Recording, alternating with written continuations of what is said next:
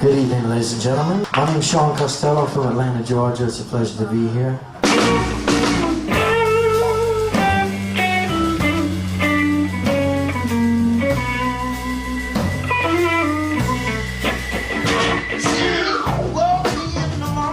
Sean was just a wonderful human being. He was everybody's friend. He was an amazing musician. He had a gift. You can't teach anybody to play like Sean plays. And it wasn't necessarily just blues. It was gospel. It was Americana. It was songwriting. I mean, he was writing beautiful songs.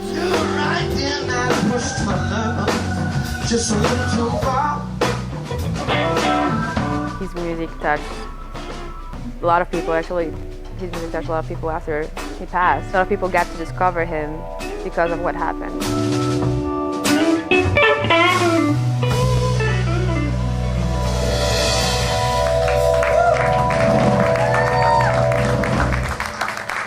Sean was so talented, he was so gifted that you were just sucked in by it. It was a gift and it was a curse.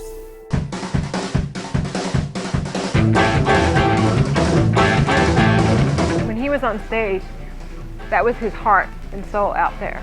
And he's played with all the greats.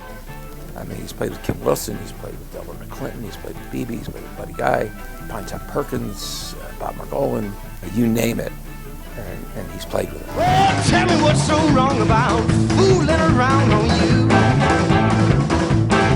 Yeah. You might have him listening to Muddy Waters one day, and then the next day he's listening to Levon Helm and the band, and then he's listening to Bob Dylan, and he's listening to O.V. Wright doing soul and gospel music. He pulled from so many different places and people around him. That's what made him so unique. What you saw really on stage was, in a way, was him, but backstage or off stage, really, he had his own demons.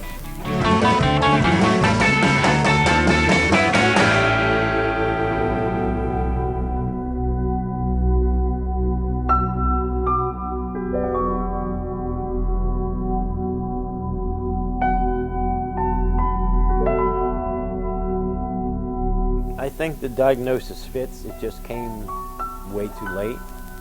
He struggled at times, like with demons or whatever, but I never saw. He used to hide a lot from me, or would tell his mother, "Don't tell me." He would just come in and say, "Mom, I'm really sad and I don't know why I'm sad." I took him to counselors and social workers and psychiatrists, and so they just said he was like a really normal kid. I said to his manager one time, I said, "Why is Sean always sick and sad?" She said, "Well, if he weren't, he'd be a pop star, not a blues musician."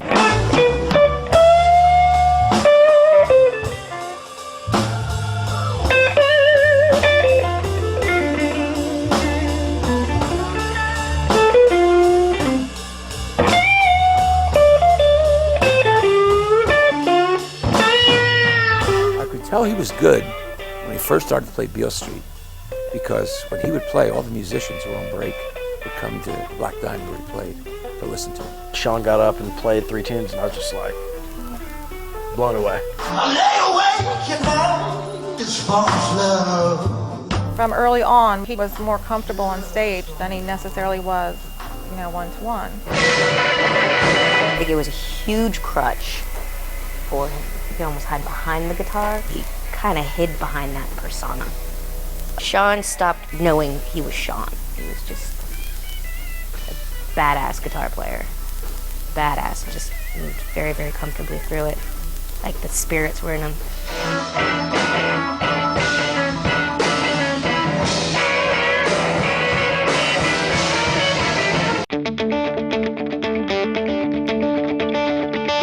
I think he started to gravitate towards other musicians, people that understood who he was. Unfortunately, almost all of them had the same addictive issues that he had. He'd go out on the road for 3 or 4 weeks, get all these accolades, come off the stage at 2, 3 o'clock in the morning, go back to the hotel, and then there's nobody there. He couldn't sleep, get manic, and he tried to medicate himself with drugs and alcohol and whatever. He just wanted to try to sleep, get rest, and drink. He didn't need it to play. Don't get me wrong. He didn't need substances to play. When he walked on stage, he was another person. and that crowd was his.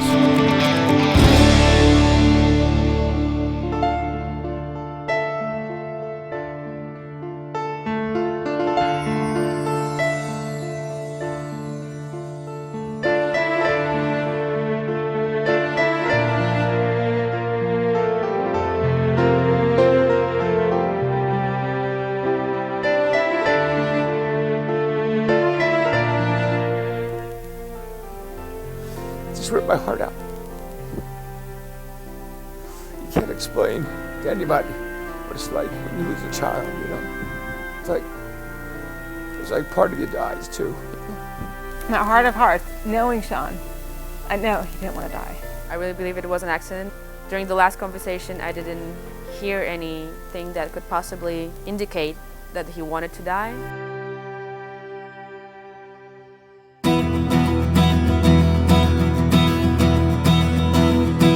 I always said that if Sean could play every day, every night, he had a gig every single night, he would still be alive.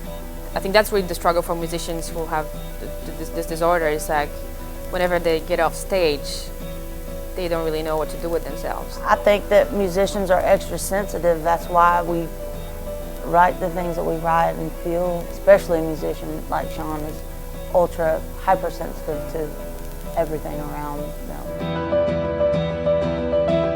How do you treat a creative person? This should never have happened. He's been to counselors since he was 12. He's been to psychiatrists. He had a loving family, you know. Why was it so late that he was diagnosed? Found out afterwards it takes 8 to 10 years on the average to diagnose someone who's bipolar.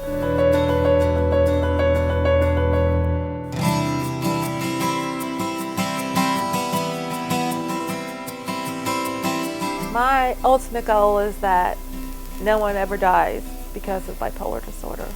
Our mission is research about creativity and bipolar disorder, research about treatment of dual diagnosis people who are bipolar and also have an addiction, and then interventions that will suit the specifics of musicians.